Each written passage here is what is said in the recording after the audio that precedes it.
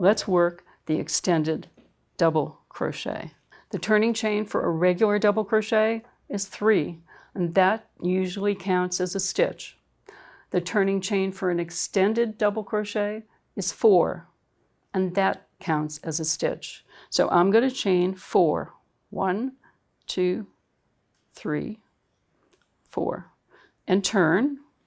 And one tip, when you turn, it doesn't matter if you turn clockwise or counterclockwise, just be consistent, because the stitch will look slightly different if you turn it one way and then the other.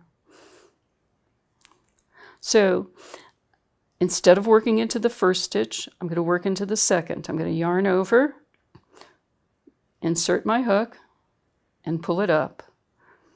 And then I'm going to make my chain. That's for the extension, and then finish the double crochet. And let's do it again. Insert the hook, yarn over and pull up, make your extension. Notice the chain at the bottom of the stitch,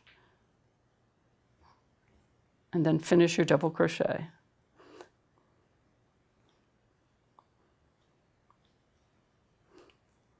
Pull it up, make your chain, and finish your double crochet. Pull the loop up, make one chain, and finish your double crochet.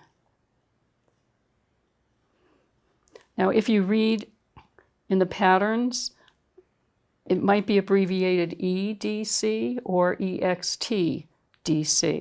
It depends, again, on the person who's producing the pattern, or in the company who's producing the pattern. So we make a chain for the extension and finish the double crochet. I'm getting near to the end, and remember the beginning chain 4 is a stitch, so I'm going to have to work into it. Even though I don't like working into chains, I'll do it. When you work into a turning chain, you can work into the front loop. I like to work into the front loop and the back loop. And I'll say that probably again and again this time in this class, because when you do work into it that way, it just looks like a regular stitch then. So this is my row of extended double crochets.